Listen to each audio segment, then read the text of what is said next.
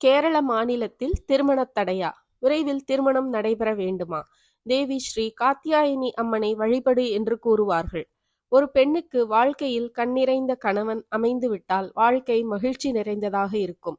இப்படி ஒரு குடும்பத்தின் எதிர்பார்ப்பு மகிழ்ச்சிக்கு நல்ல மணமகன் மணமகள் அமைய, அதுவும் விரைவில் திருமணம் அமைய வேண்டுமென்று எல்லோர் மனதிலும் இருக்கும். அப்படிப்பட்ட திருமணம் ஒரு பெண்ணுக்கோ அல்லது ஆணுக்கோ காலதாமதம் என்பது மனக்கவலையை ஏற்படுத்தும். ஏன் இந்த காலதாமதம்? என்ன இடையூறு என்றால் ஜாதகத்தில் கோளாறு, நேரம் சரியில்லை, பிரச்சனைகள் என பல வாய்ப்புகள் உள்ளன. ஆனால் இதை தீர்ப்பதற்கு இறை வழிபாட்டில் பல வழிமுறைகள் உள்ளன. சக்தியை வழிபட்டால் சங்கடங்கள் அனைத்தும் விலகும் என்றார் மகாகவி பாரதியார். அந்த சக்தியை வழிபட பூர்வ புண்ணியம் வேண்டும் என்று தன் சௌந்தரிய லகரியில் எடுத்துரைத்தார் ஆதிசங்கரர். அந்த சக்தி தேவியர் 3 திருநாமங்களுடன் ஒரே நேர்கோட்டில் 12 கிலோமீட்டர் தொலைவிற்குள் திருவேற்காடு, மாங்காடு, திருமுறைக்காடு குன்றத்திலுள்ள காத்யாயினி இந்த அபூர்வ சக்திகளை ஒரே நாளில் வழிபட, அதுவும் 3 நெய்தீபம் ஏற்றி வணங்கினால் திரிசக்கர தரிசனம் என்று பெயர். கல்யாண வைபோகம் என்கிற சுப நிகழ்ச்சி சில வீடுகளில் இன்றும் கனவாகவே இருந்து வருகிறது. கன்னிப் பெண்களுக்கு கல்யாணம் காலம் உரிய காலத்தில் வந்துவிட்டாலும் ஜாதக ரீதியான தடைகளை இறை வழிபாட்டு மூலம்தான் தீர்வு காண முடியும். அதற்கு சக்தி வழிபாட்டின் மூலம் வழிமுறைகள் கூறப்பட்டுள்ளன. ஒரு சமயம் கிருஷ்ண பரமாத்மாவுக்கும் ராதைக்கும் திருமண பந்தம் ஏற்படும் நாள் தள்ளிக்கொண்டே போகையில் காட்டில் தவமிருந்த காத்யாயன முனிவரை சந்தித்து தன் குறையை கூறிய ராதைக்கு தன் வாக்கிலிருந்து வந்த பீஜ மந்திரங்களை கொண்டு திருமண தடை நீக்கும் காத்யாயனி அம்மனை உருவாக்கி வழிபடச் சொன்னதாகவும் புராண கதை உண்டு. காத்யாயினி என்றால் தன்னை வணங்குபவர்களுக்கு ஒரு அயனம் முடிவதற்குள் திருமண பேற்றை தருபவள் என்று பொருள். அயனம் என்றால் 6 மாதம். சக்தி வாய்ந்த காத்யாயினி அம்மனுக்கு கேரள மாநிலத்தில் சேர்த்தலை என்ற இடத்தில் மிகப்பெரிய கோயில் உள்ளது. அதேபோல் சக்தி வாய்ந்த கோயில் சென்னையில் தென்குன்றத்தூரில் உள்ளது. இதை சக்தி கோயில் என்றும் அழைக்கலாம். காத்யாயினி கோயிலில் திருமணத்தடை நீங்க செய்ய வேண்டிய எளிய வழிபாட்டு முறை. திருமணத்தடை நீங்க ஆண் பெண் இருவரும் வெள்ளி, சனி, ஞாயிறு, அமாவாசை, பௌர்ணமி தினங்களில் வழிபட வர வேண்டும். யாருக்கு திருமணம் நடைபெற வேண்டுமோ அவர்கள்தான் வழிபாடு செய்ய வேண்டும். கோயில் நடை தரிசனத்திற்காக காலை 9 மணி முதல் 12 மணி வரையிலும், மாலை 5 மணி முதல் 8 மணி வரையிலும் திறந்திருக்கும். திருமண தடை நீங்க பூஜைக்கு வரும் பெண் அல்லது ஆண் குறிப்பிட்ட வாரத்தின் ஏதாவது ஒரு நாளில் தொடர்ந்து 3 வாரம் வர வேண்டும். முதல் வாரம் வரும்போது காத்யாயினி அம்மனுக்கு பூஜை செய்ய வேண்டும். இந்த பூஜையை சக்தி பூஜை என்று கூறுவார்கள். 2 தேங்காய், பூமாலை கொண்டு வந்து வழிபாடு செய்பவர்கள் பெயரில் முதல் வாரத்தில் அர்ச்சனை செய்யப்படும். பின்பு பெண் அல்லது ஆண் திருமண தடை நீங்க மனதார வேண்டி கோயிலை 3 முறை வலம் வந்து கீழே கொடுக்கப்பட்டுள்ள திருமண பரிகார மந்திரத்தை 16 முறை சொல்ல வேண்டும். நீங்கள் சொல்ல வேண்டிய கல்யாண ஸ்லோகம்: ஓம் ஐம் ஹ்ரீம் ஸ்ரீம் காத்யாயனி மகாமாயே மகா யோகின்யதீஸ்வரி நந்தகோப சுதம் தேவம் அதிசீக்ரம் பதிமே குருதே நமக. காத்யாயினி மந்திரத்தின் பொருள்: ஓ காத்யாயனி மகாமாயை, மகா யோகினி, புத்திசாலி, ஓ தேவி, என்னை நந்தன் மற்றும் கோபாவின் மகனாக என் கணவராக ஆக்குங்கள் என்பதே இதன் பொருள். மீண்டும் உங்களுக்காக ஸ்லோகம் ஒரு முறை. ஓம் ஐம் ஹ்ரீம் ஸ்ரீம் காத்யாயினி மகாமாயே மகா யோகின்யதீஸ்வரி நந்தகோப சுதம் தேவம் அதிசீக்ரம் பதிமே குருதே நமக. 2வது வாரம் முதல் வாரத்தில் எந்த கிழமையில் வழிபாடு செய்யப்பட்டதோ அதே கிழமையில் வழிபாடு செய்ய வர வேண்டும். இந்த பரிகார பூஜை விருட்ச பூஜை, அதாவது காத்யாயினி அம்மன் கோயிலில் உள்ள தல விருட்சமான பிள்ளை செடிக்கு விசேஷ பூஜை செய்து பெண் அல்லது ஆண் தன் கையில் மஞ்சள் கயிறு கட்டி கொள்ள வேண்டும்.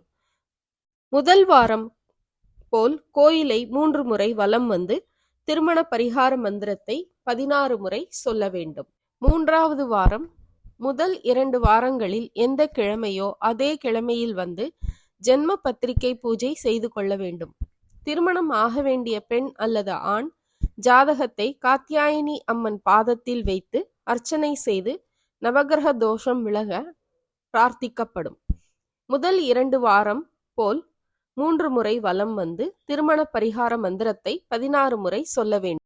இவ்வாறு தொடர்ந்து 3 வாரங்கள் குறிப்பிட்ட வெள்ளியோ செவ்வாய் ஞாயிறு வார நாட்களில் ஏதாவது குறிப்பிட்ட ஒரு நாள், வெள்ளி என்றால் தொடர்ந்து வெள்ளிக்கிழமை 3 வாரம் வர வேண்டும். இவ்வாறு பரிகார பூஜை செய்தால் 6 மாதத்திற்குள் திருமண வைபோகம் இல்லத்தில் நடைபெறும் என்பது ஐதீகம். அனைவருக்கும் வணக்கம். குரு பிரம்மா குரு விஷ்ணு குரு தேவ மகேஸ்வரா குரு சாட்சாத் பரபிரம்மா தஸ்மை ஸ்ரீ குரவே நமஹா. பக்தர்கள் அனைவரும் தங்களுக்கு ஏதாவது வாழ்க்கையில் ஒரு கட்டம் என்று சொன்னால் அவர்கள் ஆலயங்களை தேடி சென்று பரிகார பூஜைகளை செய்கிறார்கள். அதில் பாரதியார் சொல்லியிருக்கிறார், சக்தி சக்தி என்று சொல்லு வரும் சங்கடங்கள் யாவையுமே வெல்லு அப்படின்னு சொல்லியிருக்கார். அதன்படி சக்தியை வழிபட்டால் நமக்கு ஏற்படக்கூடிய சங்கடங்கள் அனைத்தும் விலகும் என்று அவருடைய வாக்கின்படி இந்த குன்றத்தூர் செல்வமணி குன்றத்தூர் என்று சொல்லக்கூடிய இந்த சக்தியினுடைய ஆலயத்திலே, காத்தியாயனி அம்மன் ஆலயத்திலே அந்த திருமணத்திற்காக பெண்கள் வருவார்கள். பெண்கள் கன்னி பெண்கள் திருமண பிரார்த்தனைக்காக இவங்க வழிபாடு செய்கிறார்கள். அதாவது எப்படின்னா 3 தினங்கள் வரணும், மங்களகரமான 3 தினங்கள், ஞாயிறு வெள்ளி செவ்வாய் இந்த தினங்களில் அது மாதிரி 3 தரிசனங்கள் செய்ய வேண்டும். இப்போ வெள்ளிக்கிழமைனா 3 வெள்ளிக்கிழமை வரணும், ஞாயிற்றுக்கிழமைனா 3 ஞாயிறு, செவ்வாய்னா 3 மங்களவாரம் செவ்வாய். அந்த கிழமைகளில் 3 வாரங்கள் அர்ச்சனை செய்வார்கள்.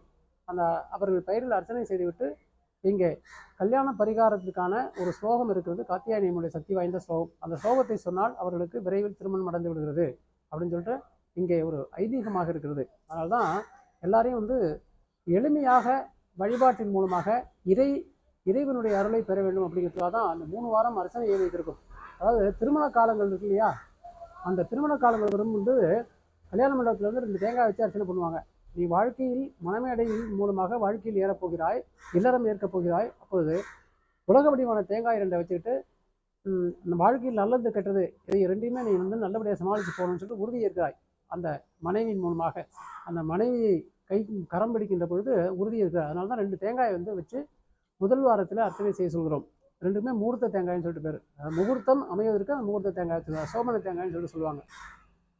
அதுக்கடுத்து 2வது வாரம் என்னன்னு சொல்லி கேட்டாக்க, பிரம்மச்சரிய விரதம் கடந்த பிறகு கையில் இல்லறம் ஏற்படுவது மன உறுதி ஏற்க வேண்டும். அதுதான் 2வது நிகழ்வாக திருமண காலங்களில் மஞ்சள் கயிறை கட்டுகிறார்கள், ரட்சாபந்தனம்னு சொல்லிட்டு பேர். அந்த ரட்சையை கட்டிக்கொண்டு 2வது வாரம் அர்ச்சனை செய்கிறார்கள். அப்புறம் 3வது வாரம் அந்த ஜென்ம பத்திரிகா என்கிற ஜாதகத்தை வைத்து பூஜை செய்கிறார்கள். பூஜை செய்கின்ற பொழுது அந்த நவகிரகங்கள் நன்றாக அமைந்து நமக்கு நல்ல வரனை கொடுக்க வேண்டும் என்று நவகிரக நாயகியாக இருக்கக்கூடிய தேவி காத்தியாயனி தேவியை வழிபாடு செய்கிறார்கள்.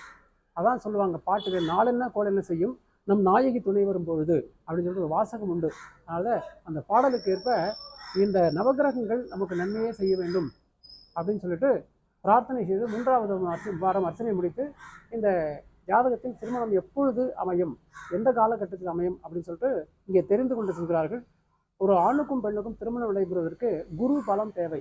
ஆமாம், கு என்றால் இருட்டு, ரு என்றால் வெளிச்சம். அதாவது அந்த குரு பகவானை வழிபட்டால், குருவடிவாக இருக்கக்கூடிய அம்பிகையை வழிபட்டால் நமக்கு அந்த வாழ்க்கையில் இருளில் இருந்தாலும் நாம் வெளிச்சத்திற்கு வருவோம் என்ற ஒரு சம்பிரதாயம் இருக்கிறது. அதனால்தான் இந்த இடத்துல குரு பலத்தை தெரிந்து கொள்வதற்காக இந்த ஆலயத்திற்கு வருகிறார்கள். அதனால இந்த ஆலயத்தை பொறுத்தவரையில் முதலாக நாம் இங்கே எல்லா கோயிலும் பார்த்தீங்கன்னா மகா கணபதி இருப்பார். இங்கே தோரண வாயிலுக்கு நேராக அம்பிகையினுடைய வலது மேகலையில் பாசம் அங்குசத்தோடு தோரண கணபதி அமர்ந்திருக்கிறார் கடன் நிவாரணத்திற்காக. அவரையும் வழிபட்டு விட்டு இந்த பாலமுருகனை வழிபட்டு விட்டு மங்களங்கள் தரக்கூடிய மங்கள மாரி தேவியை வழிபட்டு விட்டு அதுக்கு அடுத்ததாக இந்த ஆலயத்திற்கு திருச்சுற்றில் இருக்கக்கூடிய கமல விமான கருவறையின் கீழ் இருக்கக்கூடிய இந்த அம்பிகையை வழிபாடு செய்வார்கள். அந்த அம்பிகையை வழிபாடு செய்வதற்கு நாம் இன்னொரு விஷயத்தை தெரிந்து கொள்ள வேண்டும். இந்த கோயில் அமர்ந்திருக்கக்கூடிய அம்பிகை சந்திரகாந்த கல்லால் ஆனது. ஆமாம், பௌர்ணமி அன்னைக்கு இப்போ வழிபட்டால் விசேஷம். அதுக்கு ஒரு வைப்ரேஷன் தெரியும். அதுதான் சூரியகாந்த கல், சந்திரகாந்த கல்லுன்னு சொல்லிட்டு உண்டு. ஆமாம், சூரியகாந்த கல்லை அரசவை மண்டபங்கள் வடிப்பார்கள். சந்திரகாந்த கல்லினால் அந்த தெய்வ சிலைகளை வடிப்பார்கள். அதுதான் சந்திரகாந்த கல்லால் ஆனது அப்படின்னு சொல்லிட்டு சொல்லலாம். அதுதான் அந்த சிலையை பௌர்ணமி என்று தரிசிப்பார்கள், அமாவாசை என்றும் தரிசிப்பார்கள். இது முக்கியமான ஒரு விஷயம். அப்போ உங்களுக்கு என்ன பிரார்த்தனைகள் செய்கிறீர்களோ அது கிடைக்கும். இந்த கோயிலை பொறுத்தவரையிலும் திருவேற்காடு காக்கும் கருமாரி, கருணை காமாட்சி, கல்யாண காத்தியாயன் என்ற 3 தேவிகளையும் ஒரே நாளில் தரிசிப்பார்கள். அதாவது மூலாதாரம், சுவாதிஷ்டானம், மணிபூர்கம் என்ற 3 சக்கரங்களை வழிபாடு செய்வதாக ஒரு ஐதீகம் உண்டு. அதாவது உடலில் இருக்கக்கூடிய 6 ஆதார சக்கரங்கள் இருக்கின்றன. அந்த 6 ஆதார சக்கரங்கள் நல்லபடியாக இயங்குவதற்கு இந்த 3 சக்கரங்களை தேவியர் வடிவத்திலே தேவியருக்கு கீழே இருக்கக்கூடிய ஆதாரப்படுத்தி இருக்கக்கூடிய சக்கரங்களை தரிசனம் செய்ய வேண்டும் அப்படின்னு சொல்லி ஒரு சம்பிரதாயம் பௌர்ணமி, அமாவாசை, வெள்ளி, செவ்வாய்க்கிழமை, ஞாயிற்றுக்கிழமைகளில் உண்டு. அது அவரவர் பிரார்த்தனைக்கு ஏற்றபடி நடைபெறும். 26 வயதுக்கு மேற்பட்ட ஆண் பெண்களுக்கு திருமண பரிகார பூஜையான காமேஸ்வரி துளசி யாக பூஜையும் செய்யப்படும்.